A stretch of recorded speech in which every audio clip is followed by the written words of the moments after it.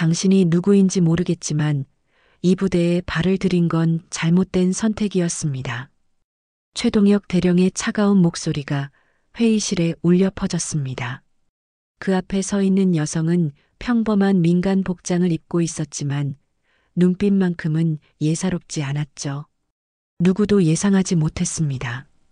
이 조용한 여성이 곧 제79기동여단 전체를 뒤흔들 폭풍의 중심이 될 줄은 말입니다. 잠시 3초만요. 구독과 좋아요 눌러주시면 평생 좋은 일이 가득하실 거예요. 그럼 오늘 사연 시작하겠습니다. 새벽 5시 제79기동여단 정문에 한 대의 택시가 멈춰섰습니다. 차에서 내린 건 30대 후반으로 보이는 여성이었죠.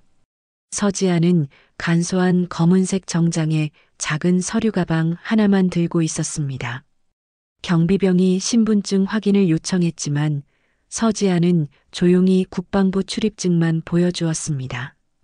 국방부에서 나왔다고요? 경비병의 목소리에 당황스러움이 묻어났습니다. 이른 아침부터 국방부 직원이 찾아온다는 건 보통 일이 아니었거든요. 더구나 사전 연락도 없이 말입니다. 부대 안으로 들어선 서지안의 첫인상은 예상과 달랐습니다. 화려하지도 않고 위압적이지도 않았죠. 오히려 조용하고 차분한 분위기였습니다. 하지만 그녀의 눈은 부대 곳곳을 세밀하게 관찰하고 있었습니다. 건물의 상태, 병사들의 복장, 심지어 화단 관리 상태까지 놓치지 않았죠. 최동혁 대령에게 첫 보고가 들어온 건 오전 8시였습니다. 여단장님, 국방부에서 온 여성이 부대를 돌아다니고 있습니다. 목적을 묻자 감찰 업무라고 하는데 참모의 말에 최동혁의 표정이 굳어졌습니다. 감찰 업무? 사전 통보도 없이? 최동혁은 즉시 한성욱 참모장을 불렀습니다. 참모장, 당장 확인해 보시오. 국방부 감찰실에 우리 부대 감찰 계획이 있는지 말입니다. 한성욱 참모장이 전화를 돌린 결과는 의외였습니다. 국방부 감찰실에서는 제79기동여단에 대한 공식적인 감찰 일정이 없다고 했거든요. 이 말은 곧 서지안의 정체가 의심스럽다는 뜻이었습니다. 이상하군요. 감찰관이라면서 공식 일정에는 없다니. 한성욱의 말에 최동혁의 의심은 더욱 깊어졌습니다. 최근 들어 부대 내부 정보가 외부로 유출되고 있다는 첩보가 있었거든요. 혹시 이 여성이 그 정보를 빼내려는 스파이일 가능성도 있었습니다. 서지아는 그런 시선들을 의식하지 않은 채 부대를 둘러보고 있었습니다. 급식소에서는 메뉴판과 실제 급식의 차이를 꼼꼼히 확인했죠. 병사들의 식사 시간에도 자연스럽게 섞여 들어가 대화를 나누었습니다. 밥 맛있게 드시나요? 혹시 불편한 점은 없으신가요? 병사들은 처음엔 경계했지만 서지안의 진심 어린 관심에 조금씩 마음을 열기 시작했습니다. 특히 김재민 상병은 서지안의 진정성을 느꼈죠. 다른 간부들과는 확연히 다른 태도였거든요. 누나, 정말 국방부에서 오신 거예요? 김재민이 조심스럽게 물었습니다. 서지아는 미소를 지으며 고개를 끄덕였죠. 네, 부대가 어떻게 운영되는지 궁금해서 왔습니다. 병사분들이 편안하게 생활하고 계신지 확인하고 싶어서요. 그 순간 김재민은 직감했습니다. 이 사람은 진짜 자신들을 위해 온 사람이라는 걸 말이죠. 최근 부대 내에서 벌어지는 여러 문제들, 간부들의 부당한 처우, 부식비 문제 등을 누군가에게 털어놓고 싶었거든요. 오후가 되자 서지안에 대한 감시는 더욱 강화되었습니다. 최동혁은 은밀히 지시를 내렸죠. 저 여자의 모든 행동을 감시하시오. 누구와 만나는지, 무엇을 하는지 전부 보고하시오. 서지아는 그런 감시망 속에서도 차분하게 업무를 수행했습니다. 무기고, 정비창고, 심지어 창고와 같은 후방 시설까지 빠짐없이 점검했죠. 작은 수첩에 뭔가를 계속 적어가면서 말입니다. 저 수첩에 뭘 적고 있는 걸까요? 한성욱이 궁금해했습니다. 최동혁도 같은 생각이었죠. 혹시 부대 배치도나 중요 시설 위치를 적고 있는 건 아닐까 하는 의심이 들었습니다. 하루 종일 부대를 돌아다닌 서지아는 저녁 무렵 숙소로 돌아갔습니다. 부대에서 제공한 게스트하우스였죠. 하지만 최동혁의 의심은 여전했습니다. 오히려 하루 종일 지켜본 서지안의 행동이 더욱 수상하게 느껴졌거든요. 참모장, 내일부터 더 철저히 감시하시오. 그리고 혹시 모르니 통신도 체크해 보시오. 최동혁의 지시에 한성욱은 고개를 끄덕였습니다. 두 사람 모두 서지안이 단순한 감찰관이 아니라는 확신을 갖고 있었거든요. 그날 밤 부대는 평소보다 더욱 조용했습니다. 하지만 모든 사람의 마음속에는 불안과 긴장이 자리 잡고 있었죠. 서지안이라는 수수께끼 같은 인물의 등장으로 부대 전체가 술렁이기 시작한 것입니다. 이틀째 되는 날 서지안의 행동은 더욱 체계적이고 세밀해졌습니다. 새벽 6시부터 병사들의 기상과 아침 점검 시간을 지켜보았죠. 그녀의 눈에는 여러 가지 문제점들이 들어왔습니다. 상병님, 아침 식사는 어떠세요? 서지안이 김재민에게 다가가 물었습니다. 김재민은 잠시 주저하다가 솔직하게 답했죠. 메뉴판에 나온 것과 실제로 나오는 음식이 많이 다릅니다. 그리고 양도 부족하고요. 서지아는 고개를 끄덕이며 수첩에 뭔가를 적었습니다. 김재민의 눈에 수첩 내용이 잠깐 보였는데 생각보다 상세하고 체계적이었습니다. 급식 현황, 시설 상태, 병사들의 생활 환경 등이 꼼꼼히 기록되어 있었거든요. 혹시 다른 불편한 점들도 있나요? 서지안의 질문에 김재민은 고민했습니다. 솔직히 말해도 될까 하는 걱정이 앞섰거든요. 하지만 서지안의 진심 어린 눈빛을 보고 용기를 냈습니다. 사실은 부식비 문제가 있습니다. 매달 일정 금액을 걷는다고 하는데 실제로는 그 돈이 어디에 쓰이는지 투명하게 공개되지 않아요. 그리고 일부 간부들이 개인적으로 사용하는 것 같기도 하고요. 서지안의 표정이 미묘하게 변했습니다. 분노보다는 슬픔에 가까운 감정이었죠. 그런 일이 있었군요. 다른 문제들도 있나요?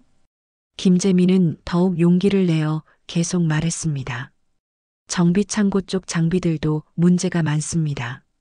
서류상으로는 정상이라고 되어 있지만 실제로는 고장난 것들이 많아요. 그런데 수리비나 교체비는 다른 곳에 쓰이는 것 같습니다. 이 모든 대화를 한성욱 참모장이 멀리서 지켜보고 있었습니다. 서지안과 김재민이 무슨 이야기를 나누는지 정확히 들리지는 않았지만 분위기상 심각한 대화를 나누고 있다는 건 분명했죠. 여단장님, 저 여자가 병사들과 개별적으로 면담을 하고 있습니다. 뭔가 정보를 캐내려는 것 같습니다.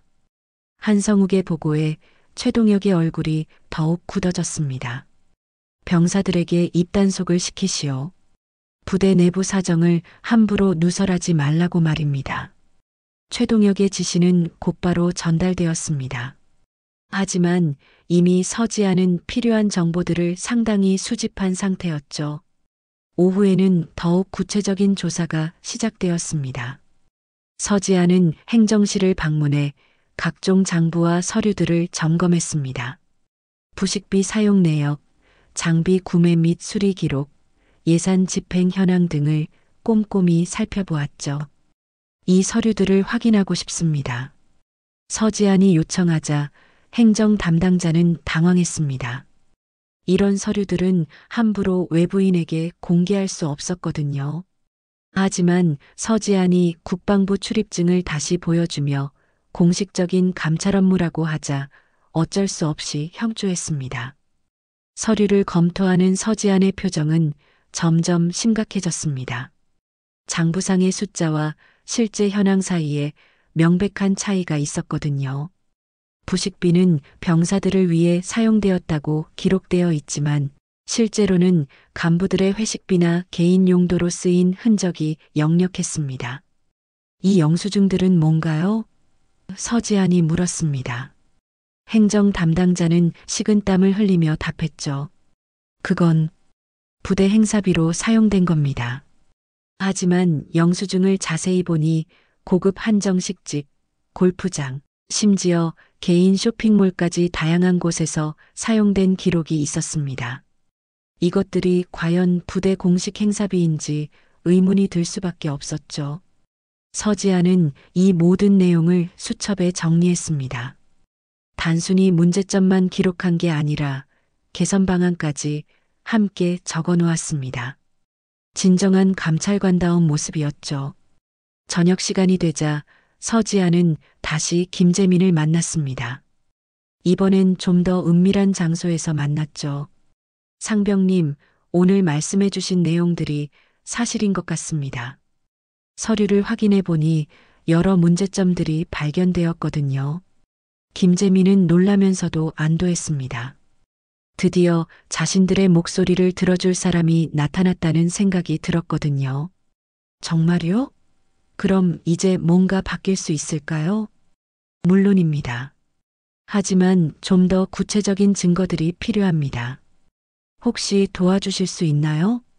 서지안의 요청에 김재민은 주저없이 고개를 끄덕였습니다. 그날 밤 김재민은 동료 병사들과 조심스럽게 대화를 나누었습니다. 서지안의 정체나 목적에 대해서는 말하지 않았지만 부대 내 문제점들에 대해서는 솔직하게 이야기했죠. 형, 사실 우리가 내는 부식비가 제대로 쓰이지 않는 것 같아요. 맞아요. 그리고 장비들도 고장난 게 많은데 제대로 수리가 안 되고 있어요. 병사들의 불만이 하나둘 터져 나왔습니다. 한편 최동혁과 한성욱은 서지안의 행동을 더욱 예의주시하고 있었습니다. 특히 서지안이 행정실에서 서류를 확인했다는 보고를 받고는 크게 당황했죠. 저 여자가 우리 부대 서류를 보고 있다고요? 최동혁의 목소리에 긴장감이 묻어났습니다. 서류 속에는 여러 민감한 내용들이 포함되어 있었거든요. 예, 부식비 사용 내역이나 장비 구매 기록 등을 꼼꼼히 살펴보았다고 합니다. 한성욱의 보고에 최동혁의 표정이 더욱 굳어졌습니다.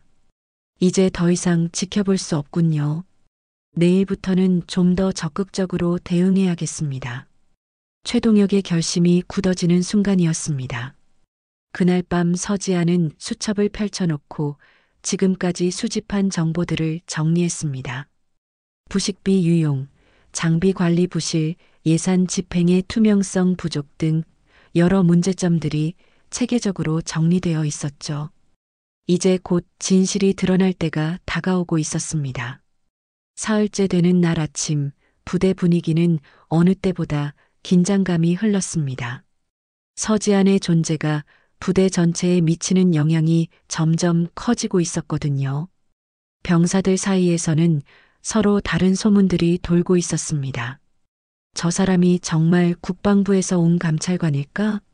아니면 다른 목적이 있는 건 아닐까? 병사들의 궁금증은 날이 갈수록 커져만 갔습니다. 최동혁 대령은 이른 아침부터 한성욱 참모장과 긴급회의를 열었습니다. 참모장, 더 이상 저 여자를 그냥 둘 수는 없습니다.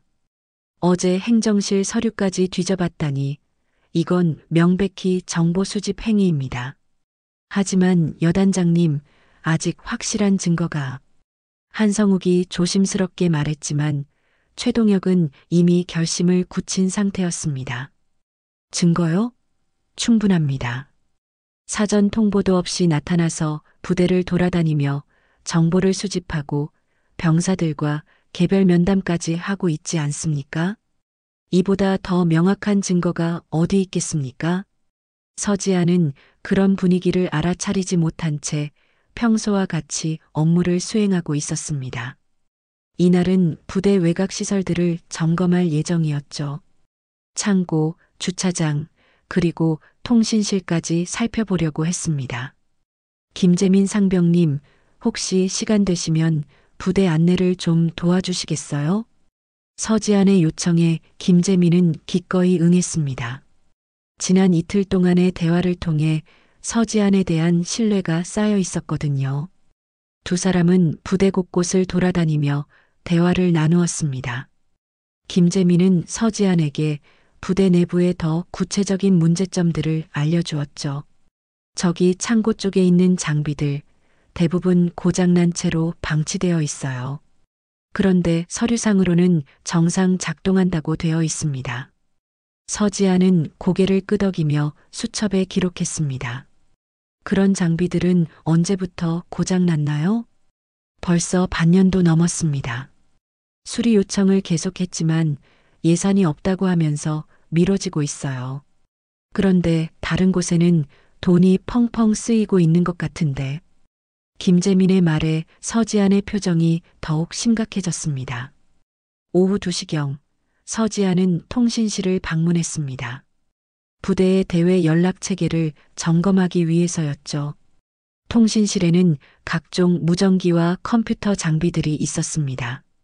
실례지만 이 장비들의 운용 상태를 확인해 볼 수 있을까요? 서지안의 요청에 통신 담당자는 당황했습니다. 통신실은 보안이 중요한 곳이었거든요. 그건 보안상 문제가 될 수 있습니다. 통신 담당자의 말에 서지아는 국방부 출입증을 다시 보여주었습니다. 공식적인 감찰 업무의 일환입니다. 결국 서지아는 통신실 장비들을 점검할 수 있었습니다. 하지만 이 모든 과정이 한성욱 참모장에게 즉시 보고되었죠. 여단장님, 저 여자가 통신실까지 들어갔습니다. 이제 정말 위험합니다. 최동혁은 더 이상 참을 수 없었습니다. 당장 헌병대를 불러오시오. 그리고 저 여자의 모든 행동을 감시하고 기록하시오. 오늘 밤에 결정적인 증거를 잡을 겁니다. 저녁 시간이 되자 서지아는 게스트하우스로 돌아갔습니다. 하지만 완전히 업무를 마친 건 아니었죠. 밤늦게까지 수집한 자료들을 정리하고 상부의 보고서를 작성해야 했습니다. 밤 10시경 서지아는 노트북을 켜고 국방부와 연락을 취했습니다. 암호화된 통신망을 통해 지금까지의 감찰 결과를 보고하려고 했죠. 하지만 이 모든 과정이 부대 통신 감시망에 포착되었습니다. 여단장님, 저 여자가 밤늦게 외부와 암호화 통신을 하고 있습니다. 한성욱의 급한 보고에 최동혁은 벌떡 일어났습니다. 그것 봐라. 역시 수상한 여자였어. 최동혁의 목소리에 흥분이 섞여 있었습니다. 당장 헌병대를 보내시오. 현행범으로 체포하는 겁니다. 하지만 여단장님, 혹시 정말 국방부 직원이라면. 한성욱이 걱정스럽게 말했지만 최동혁은 이미 결심을 굳힌 상태였습니다. 국방부 직원이라면 왜 밤늦게 몰래 통신을 하겠습니까? 분명히 간첩 행위입니다. 자정이 조금 넘은 시각 서지안의 숙소 문이 거칠게 열렸습니다. 무장한 헌병들이 들이닥쳤죠. 손을 들어주세요. 당신을 간첩 혐의로 체포합니다. 서지아는 놀라며 일어섰습니다. 잠깐, 무슨 일인가요? 저는 국방부 감찰관입니다. 감찰관이라고요? 그럼 왜 밤늦게 몰래 외부와 통신을 했습니까? 헌병대장의 질문에 서지아는 당황했습니다. 그건 상부의 보고서를 전송하는 일상적인 업무였습니다. 보안을 위해 암호화 통신을 사용한 것뿐입니다. 하지만 헌병들은 서지안의 말을 믿지 않았습니다.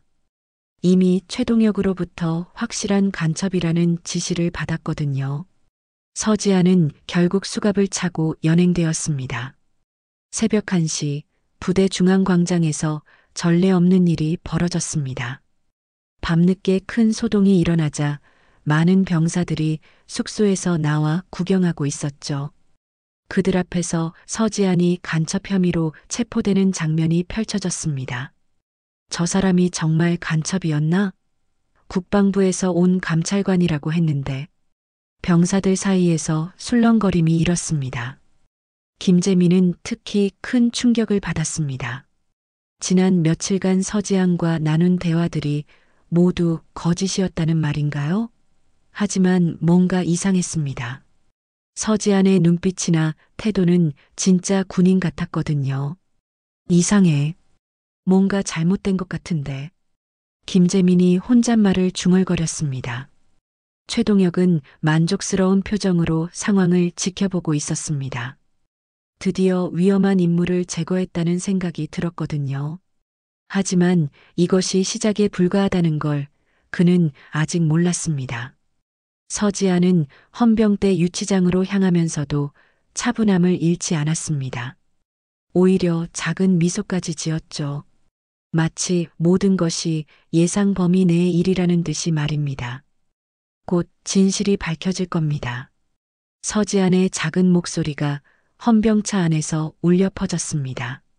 새벽 3시 제79기동여단 상공에 이상한 소리가 들려왔습니다. 헬기 소리였죠. 이른 새벽에 헬기가 나타나는 건 매우 이례적인 일이었습니다. 부대 전체가 술렁이기 시작했습니다. 최동혁 대령은 급히 작전실로 달려갔습니다. 무슨 일인가요? 왜 헬기가 우리 부대 상공에 있는 겁니까? 확인해 보겠습니다. 통신 담당자가 불이 나게 무전기를 잡았습니다. 하지만 답변은 예상치 못한 것이었죠. 이쪽은 국방부 감찰단입니다. 착륙 허가를 요청합니다. 국방부 감찰단? 최동혁의 얼굴이 순간 하얗게 변했습니다. 뭔가 잘못되었다는 불길한 예감이 들었거든요. 헬기는 부대 중앙 광장에 착륙했습니다. 거대한 로터 소리와 함께 먼지가 사방으로 흩날렸죠. 병사들은 모두 멀찍이 떨어져서 상황을 지켜보고 있었습니다. 헬기 문이 열리자 정복을 입은 고위 장성들이 차례로 내렸습니다. 가슴에 달린 계급장을 보니 모두 영관급 이상이었죠. 그리고 마지막에 내린 사람을 보고 모든 사람들이 놀랐습니다. 서지안이었습니다. 하지만 지금의 서지안은 지난 며칠간의 모습과 완전히 달랐죠. 단정한 중장 정복을 입고 있었고 당당한 자세로 헬기에서 내려왔습니다. 저 사람이. 김재민은 눈을 믿을 수 없었습니다. 간첩으로 체포되어 끌려간 그 여성이 중장 계급장을 달고 나타난 것입니다. 헬기에서 마지막으로 내린 사람은 오유라 중장이었습니다. 국방부 감찰총감이었죠. 오유라는 부대 전체를 둘러보며 큰 목소리로 말했습니다. 제79기동여단 전 장병들에게 알립니다. 지난 3일간 여러분 부대에서 감찰 업무를 수행하신 분은 서지안 중장님입니다. 국방부 특별감찰관으로 파견되신 분이죠. 이 말이 떨어지자 부대 전체가 정적에 빠졌습니다. 간첩으로 체포했던 사람이 알고 보니 중장이었다는 사실에 모든 사람이 충격을 받았거든요. 최동혁은 다리에 힘이 빠져 주저앉을 뻔했습니다. 자신이 얼마나 큰 실수를 저질렀는지 깨닫게 되었거든요. 중장을 간첩으로 몰아서 체포했다니 이보다 더 큰 과오가 또 있을까요? 그럴 리가. 한성욱 참모장도 마찬가지로 창백해졌습니다. 지난 며칠간 서지안을 감시하고 의심했던 모든 행동들이 떠올랐거든요.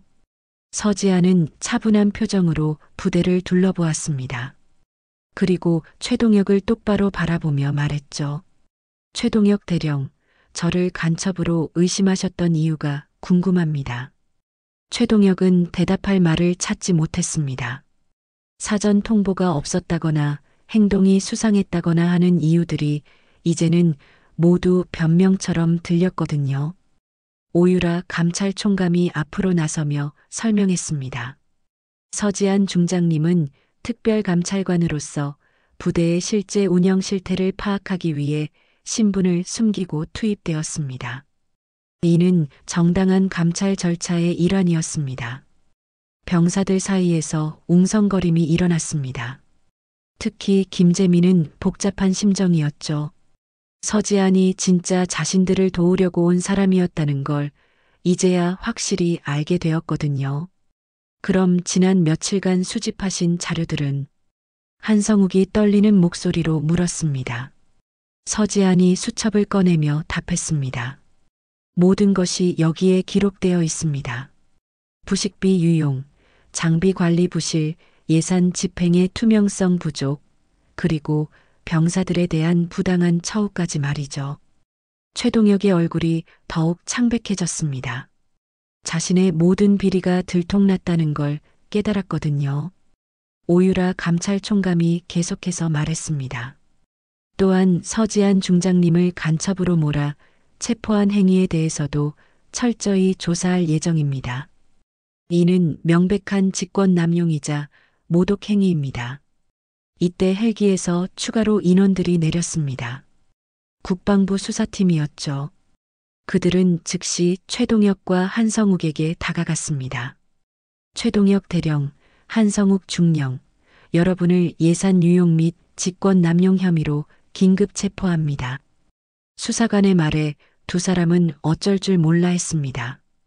병사들은 이 모든 상황을 믿을 수 없다는 표정으로 지켜보고 있었습니다. 불과 몇 시간 전까지만 해도 절대적인 권력자였던 여단장이 체포되는 모습을 보게 될 줄은 꿈에도 생각하지 못했거든요. 김재민은 서지안에게 다가가 인사했습니다. 중장님, 그동안 정말 고생 많으셨습니다. 저희를 도와주셔서 감사합니다. 서지안은 따뜻한 미소를 지으며 답했습니다. 김재민 상병님, 오히려 제가 감사합니다. 상병님의 용기 있는 제보가 없었다면 이런 성과를 거두기 어려웠을 겁니다. 오유라 감찰총감이 전체 부대원들에게 공지했습니다. 앞으로 이 부대는 전면적인 개혁을 거치게 될 것입니다. 새로운 지휘관이 부임할 때까지 임시로 국방부에서 직접 관리하겠습니다. 최동혁은 수갑을 차고 끌려가면서도 여전히 믿을 수 없다는 표정이었습니다. 이럴 수가, 여자가 중장이라니. 서지안이 그의 말을 듣고 조용히 말했습니다. 네, 저는 여자입니다. 그리고 이 나라를 지키는 군인입니다. 성별이 중요한 게 아니라 정의를 지키는 마음이 중요한 것이죠. 새벽 5시 해가 뜨기 시작하면서 부대는 완전히 새로운 분위기가 되었습니다. 억압적이고 부패한 분위기 대신 희망적이고 깨끗한 분위기가 자리 잡기 시작했죠. 서지안은 부대를 떠나기 전 마지막으로 병사들에게 말했습니다. 여러분 모두 이 나라를 지키는 소중한 전사들입니다. 앞으로는 정당한 대우를 받으며 자랑스러운 군 생활을 하시기 바랍니다. 헬기가 다시 이륙하면서 부대에는 새로운 시대가 열렸습니다. 부패와 비리로 얼룩진 과거는 끝나고 정의롭고 투명한 미래가 시작된 것입니다. 서지안 중장의 정체가 밝혀진 후 제79기동여단에는 대대적인 수사가 시작되었습니다. 국방부 수사팀은 새벽부터 부대 곳곳을 샅샅이 뒤지기 시작했죠. 그동안 감춰져 있던 비리의 실체가 하나씩 드러나기 시작했습니다. 이쪽 금고를 열어보겠습니다. 수사관이 행정실 금고를 열자 예상치 못한 것들이 쏟아져 나왔습니다. 각종 영수증들, 개인 통장, 그리고 현금까지 있었거든요. 김재민은 이 모든 과정을 지켜보며 감회가 새로웠습니다. 그동안 자신들이 당연하게 여겼던 부당한 처우들이 모두 불법이었다는 사실을 깨닫게 되었거든요. 상병님, 수사에 협조해 주시겠습니까? 수사관이 김재민에게 다가와 물었습니다. 김재민은 주저없이 고개를 끄덕였죠. 물론입니다. 제가 아는 모든 걸 말씀드리겠습니다. 김재민의 증언은 수사에 결정적인 도움이 되었습니다. 그는 지난 2년간 부대에서 벌어진 모든 불법 행위들을 상세히 설명했거든요. 부식비는 매달 1인당 5만 원씩 걷었는데 실제로는 3만 원 정도밖에 음식에 쓰이지 않았습니다. 나머지 2만 원은 어디로 갔는지 모르겠어요. 김재민의 증언에 수사관들이 집중했습니다. 오후에는 더욱 구체적인 증거들이 발견되었습니다.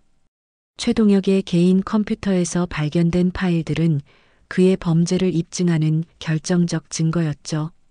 부대 예산을 개인 용도로 사용한 내역이 상세히 기록되어 있었거든요. 이 파일을 보세요.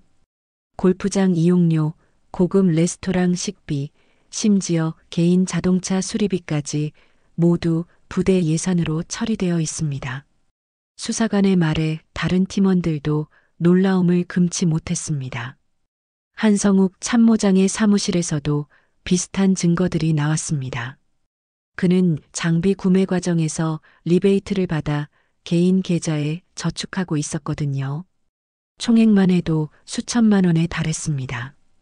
참모장님이 이런 일을 하셨다니. 행정 담당자가 충격을 받으며 말했습니다. 그동안 한성욱을 믿고 따랐던 부하들도 배신감을 느꼈죠. 서지아는 수사 과정을 지켜보며 안타까움을 감추지 못했습니다. 이런 일들이 얼마나 오랫동안 계속되어 왔을까요? 장부를 보니 최소 3년은 된 것 같습니다. 수사관의 답변에 서지아는 고개를 저었습니다.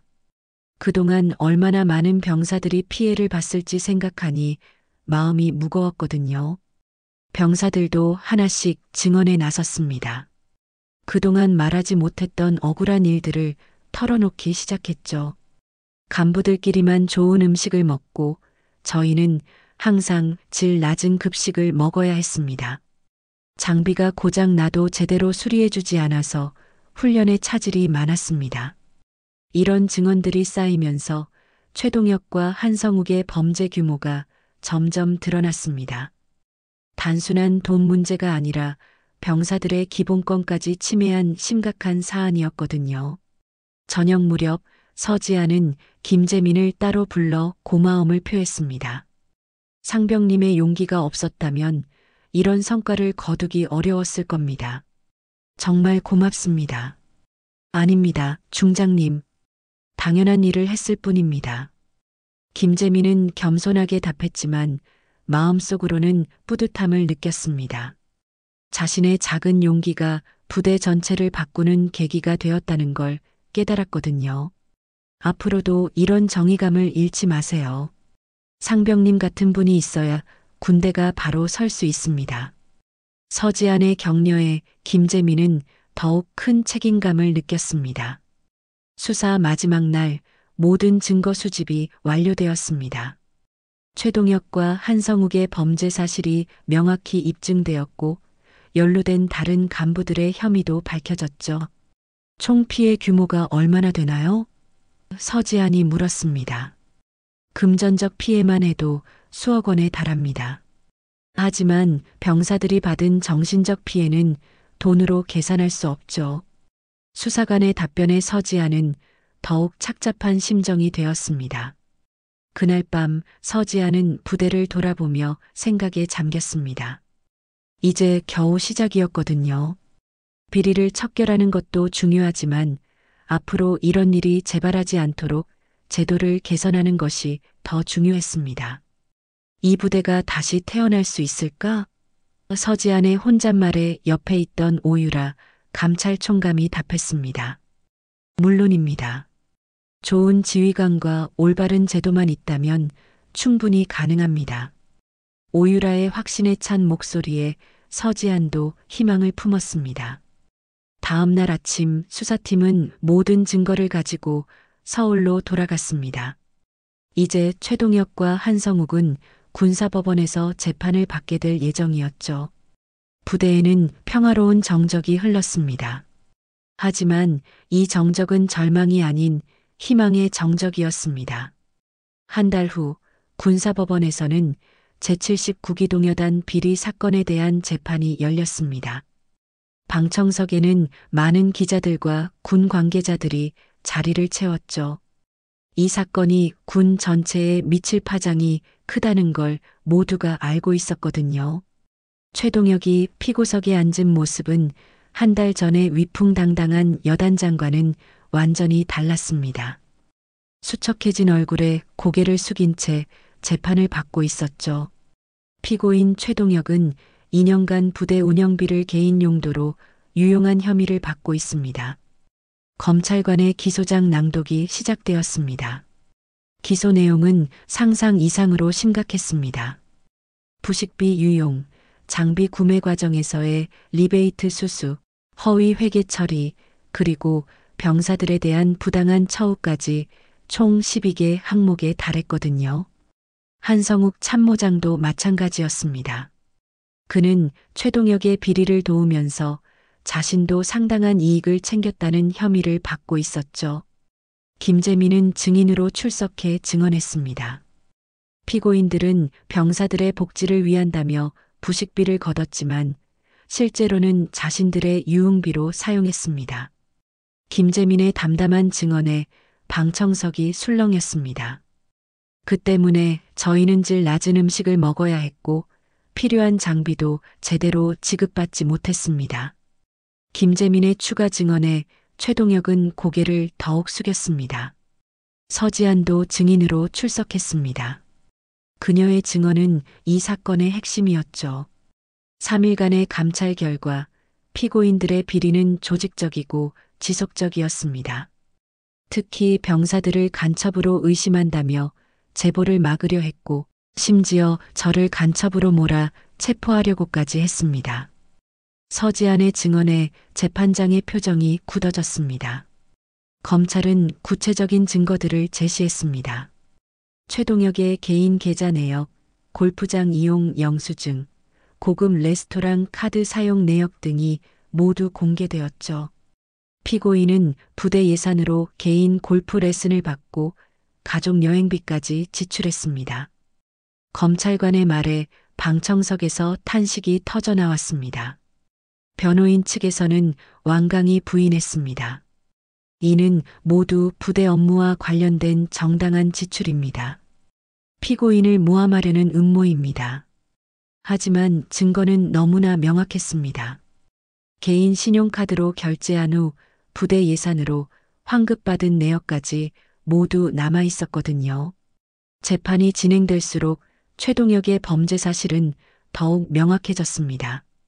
그는 단순히 돈을 훔친 게 아니라 부하들의 신뢰를 배신하고 조직 전체를 부패시켰던 것입니다.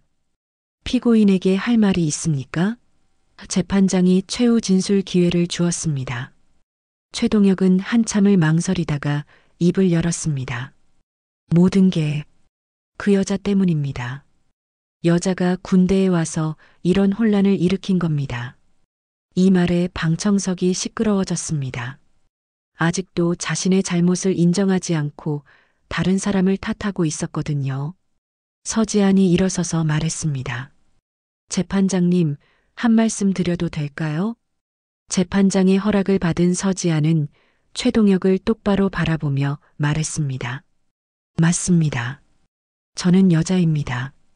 그리고 이 나라를 지키는 군인입니다. 성별이 문제가 아니라 정의를 지키는 마음이 중요한 것입니다. 피고인은 자신의 범죄를 성별 탓으로 돌리고 있지만 진짜 문제는 군인으로서의 기본 도덕심을 잃어버린 것입니다. 서지안의 말에 방청석에서 박수가 터져나왔습니다.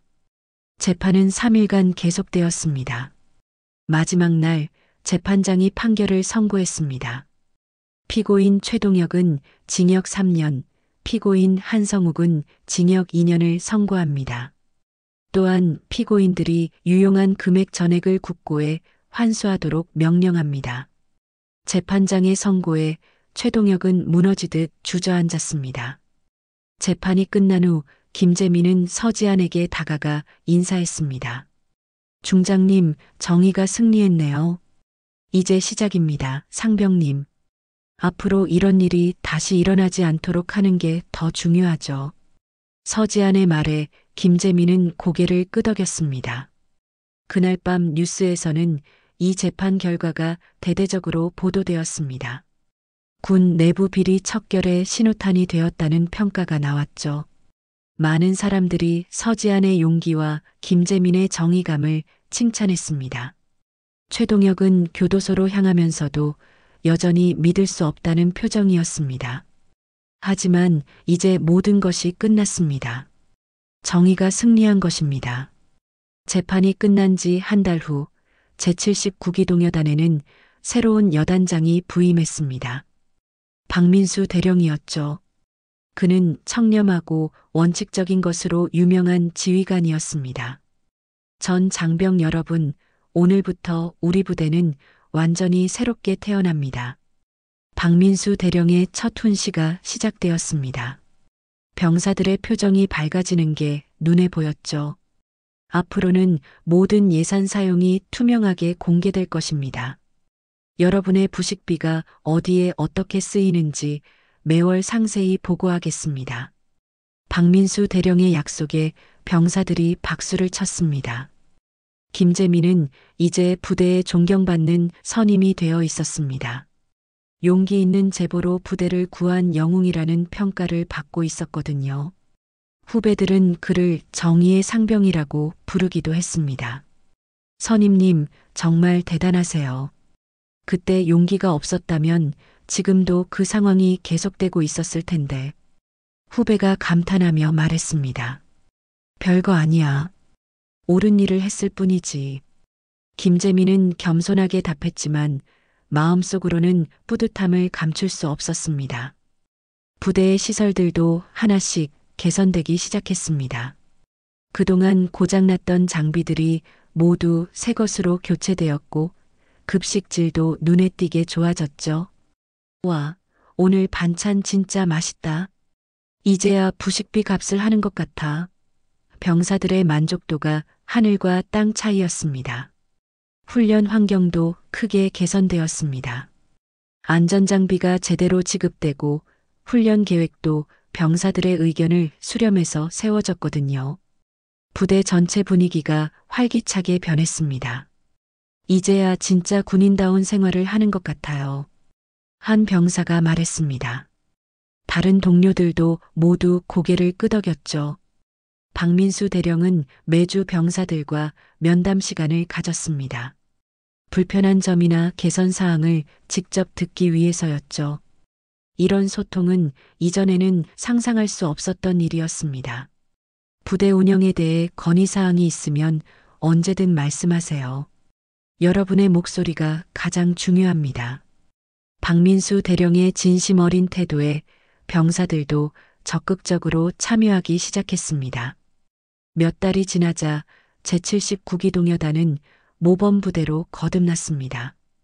다른 부대에서도 벤치마킹을 하러 올 정도였죠. 투명한 예산 운용과 병사 중심의 부대 운영이 성공 사례로 평가받았습니다. 우리 부대가 이렇게 유명해질 줄 몰랐네요. 김재민이 감회에 젖어 말했습니다. 모든 게 상병님의 용기에서 시작된 일이죠.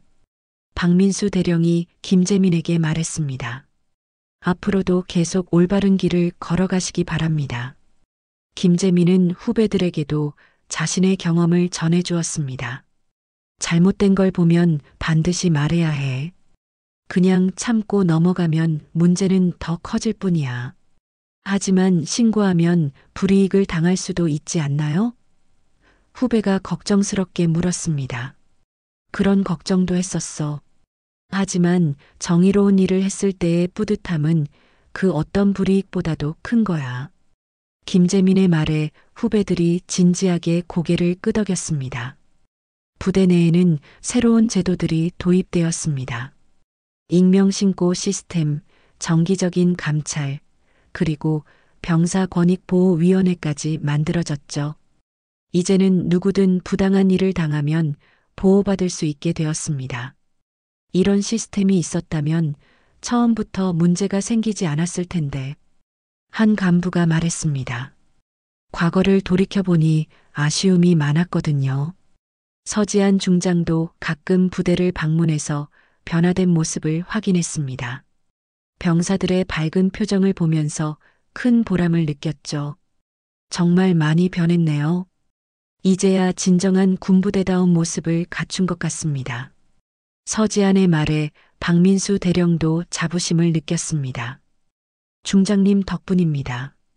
그 용기 있는 감찰이 없었다면 불가능했을 일이죠. 박민수 대령의 고마운 표현에 서지안은 겸손하게 답했습니다. 저 혼자 한 일이 아닙니다. 김재민 상병님을 비롯한 모든 분들의 협력이 있었기에 가능했던 일이죠. 연말이 되자 제79기동여단은 국방부로부터 모범부대 표창을 받았습니다. 투명한 운영과 병사 복지 개선에 대한 공로를 인정받은 것이었죠. 이 상은 부대 전체가 받는 것입니다. 특히 변화를 위해 용기를 낸 김재민 상병에게 감사드립니다. 박민수 대령의 말에 모든 병사들이 김재민을 바라보며 박수를 쳤습니다. 김재민은 부끄러워하면서도 뿌듯함을 감출 수 없었습니다. 자신의 작은 용기가 이런 큰 변화를 만들어낸 것에 대해 자부심을 느꼈거든요. 앞으로도 우리 부대는 계속 발전해 나갈 것입니다. 모든 장병들이 자랑스러워할 수 있는 부대를 만들어 가겠습니다. 박민수 대령의 다짐에 모든 병사들이 힘찬 구호를 외쳤습니다. 그날 저녁 부대 전체가 축하 파티를 열었습니다. 투명하게 집행되는 부대 예산으로 마련한 정당한 파티였죠. 과거의 은밀한 회식과는 완전히 다른 모습이었습니다. 이제야 진짜 동료애를 느끼는 것 같아요. 한 병사가 말했습니다. 예전에는 간부와 병사 사이에 벽이 있었는데 지금은 모두가 한 팀이라는 느낌이 들어요. 김재민은 그 모습을 보며 가슴이 벅찼습니다. 자신이 꿈꿔왔던 부대의 모습이 현실이 된 것입니다. 정의롭고 화목한 군 생활이 가능하다는 걸 몸소 체험할 수 있었거든요. 상병님 정말 고마워요. 덕분에 우리 모두 행복해졌어요. 후배들의 진심 어린 감사 인사에 김재민은 더욱 큰 책임감을 느꼈습니다. 그는 마음속으로 다짐했습니다. 앞으로도 계속 정의로운 길을 걸어가겠다고, 그리고 후배들에게도 그런 용기를 전해주겠다고 말이죠. 1년이 지난 후 김재민은 전역을 앞두고 있었습니다. 그동안 부대는 더욱 발전했고 그는 모든 후배들의 존경을 받는 선임이 되어 있었죠. 전역을 며칠 앞둔 어느 날 뜻밖의 손님이 부대를 찾았습니다. 서지안 중장이었습니다. 하지만 이번에는 새로운 소식을 가지고 왔죠. 김재민 상병님 축하드립니다. 국방부 감찰총감으로 임명되었습니다. 네. 김재민은 깜짝 놀랐습니다. 서지안이 국방부 최고 감찰관이 되었다는 소식이었거든요. 중장님께서 감찰총감이 되시다니 정말 축하드립니다. 김재민의 진심, 어린 축하에 서지안은 미소를 지었습니다. 상병님 덕분입니다. 그때 용기 있는 제보가 없었다면 저도 이 자리에 올 수 없었을 거예요. 서지안의 겸손한 말에 김재민은 감동했습니다. 그런데 오늘 특별히 드릴 것이 있어서 왔습니다. 서지안이 작은 가방에서 뭔가를 꺼냈습니다. 바로 그 유명한 수첩이었죠. 이 수첩을 상병님께 드리고 싶습니다. 서지안의 말에 김재민은 당황했습니다. 아, 아니에요. 이건 중장님의 소중한 물건이잖아요. 김재민이 사양했지만 서지안은 고개를 저었습니다. 이제 저는 더 큰 책임을 맡게 되었습니다. 하지만 현장에서 직접 정의를 실현하는 일은 상병님 같은 분들이 해야 합니다. 서지안의 말에 진심이 담겨 있었습니다. 이 수첩에는 정의를 향한 마음이 담겨 있습니다. 앞으로 상병님이 사회에 나가서도 이런 마음을 잃지 말아주세요. 서지안이 수첩을 김재민의 손에 쥐어주었습니다. 김재민은 수첩을 받으며 가슴이 벅찼습니다. 이 작은 수첩이 부대 전체를 바꾼 시작점이었다는 걸 알고 있었거든요. 감사합니다, 중장님. 절대 잊지 않겠습니다. 김재민의 진심 어린 말에 서지안도 감동했습니다. 그날 저녁 김재민의 저녁 축하 파티가 열렸습니다. 부대 전체가 그를 위해 준비한 따뜻한 자리였죠. 박민수 대령도 특별한 말을 준비했습니다. 김재민 상병은 우리 부대의 영웅입니다. 그의 용기가 없었다면 지금의 변화도 없었을 거예요. 대령의 말에 모든 병사들이 박수를 쳤습니다. 김재민은 후배들에게 마지막 인사를 했습니다. 여러분, 정의는 계급이 아니라 용기로 지키는 거예요. 잘못된 일을 보면 반드시 목소리를 내세요. 선임님 같은 용기를 갖겠습니다. 후배들의 힘찬 대답에 김재민은 뿌듯함을 느꼈습니다. 저녁 후 김재민은 공무원이 되어 국민권익위원회에서 일하게 되었습니다. 군대에서 배운 정의감을 사회에서도 실현하고 싶었거든요. 한편 제79기 동여단에서는 간첩 장군 전설이 회자되기 시작했습니다. 간첩으로 오해받았던 여군 장군이 부대를 구했다는 이야기였죠. 그때 그 여자분이 정말 중장이었다고? 맞아, 간첩인 줄 알았는데. 알고 보니 우리를 구하러 온 구원자였지. 신병들이 부대에 오면 선임들이 이 이야기를 들려주었습니다. 옛날에 우리 부대에 간첩 장군이라는 분이 오셨었는데 하며 시작되는 전설이었죠. 정말요? 그분 덕분에 지금 이렇게 좋은 환경에서 생활할 수 있는 거네요. 신병들은 감탄하며 이야기를 들었습니다. 이 전설은 점점 더 유명해져서 다른 부대에까지 퍼져나갔습니다. 제79기 동여단의 간첩 장군 이야기 들어봤어? 하면서 군인들 사이에 회자되었죠. 서지아는 감찰총감이 되어 전국의 부대를 돌아다니며 비리 척결에 앞장섰습니다. 그녀의 이름만 들어도 부정한 간부들은 긴장할 정도였죠. 서지안 총감이 온다고? 그럼 우리 부대도 깨끗이 정리해야겠군. 그녀의 평판은 자연스럽게 비리 예방 효과까지 가져왔습니다. 몇 년 후 김재민은 권익위에서 인정받는 조사관이 되어 있었습니다. 군대에서 배운 정의감을 사회 곳곳에서 실현하고 있었거든요. 김재민 조사관님은 정말 원칙적이세요. 어떤 압력에도 굴복하지 않으시더라고요. 동료들의 평가였습니다. 어느 날 김재민은 후배 공무원들과 함께 식사를 하다가 군대 이야기를 하게 되었습니다. 선배님, 군대에서 특별한 경험이 있으셨나요? 김재민은 잠시 생각하다가 서지안이 준 수첩을 꺼냈습니다. 이 수첩에 얽힌 이야기가 있어요. 그리고는 제79기 동여단에서 벌어졌던 모든 일들을 들려주었습니다. 간첩으로 오해받았던 여군 장군, 부대의 비리 척결, 그리고 자신의 작은 용기가 만들어낸 큰 변화까지 말이죠. 와, 정말 대단한 이야기네요. 그 중장님도 대단하시고 선배님도 정말 용감하셨어요. 후배들이 감탄했습니다. 그때 배운 게 있어요. 정의는 계급이나 지위로 지키는 게 아니라 용기로 지키는 거라는 걸 말이에요. 김재민의 말에 후배들이 진지하게 고개를 끄덕였습니다. 그날 이후로 김재민의 이야기는 권익위 내에서도 유명해졌습니다. 새로 들어오는 직원들에게 들려주는 교육 사례가 되기도 했죠. 시간이 흘러 김재민이 과장이 되었을 때 그는 여전히 그 수첩을 소중히 간직하고 있었습니다. 그리고 후배들에게 항상 강조했죠. 여러분, 잘못된 걸 보면 반드시 목소리를 내세요. 그게 작은 용기처럼 보일지 몰라도 그 용기가 세상을 바꿀 수 있어요. 제79기 동여단은 지금도 모범부대로 운영되고 있습니다. 그리고 새로 오는 신병들에게는 여전히 간첩 장군 전설이 전해지고 있죠. 정의는 계급이 아니라 용기로 지키는 거야. 이 말은 부대의 모토가 되어 지금까지도 이어지고 있습니다. 작은 용기가 만들어낸 큰 변화의 이야기, 그리고 진정한 정의가 무엇인지를 보여주는 전설로 말입니다. 이번 영상은 여기까지입니다.